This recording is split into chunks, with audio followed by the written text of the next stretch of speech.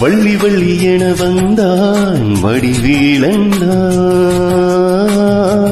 புள்ளி வைத்து புள்ளி போட்டா பொது கோலந்தா சொல்லித்தர சொல்லி கேட்டு தினமும் சொல்லி தந்த சிந்து பாடினார் வள்ளி இன்ப வள்ளி என்று தினமும் முள்ளுச்சாரம் கொண்டு சூடினார்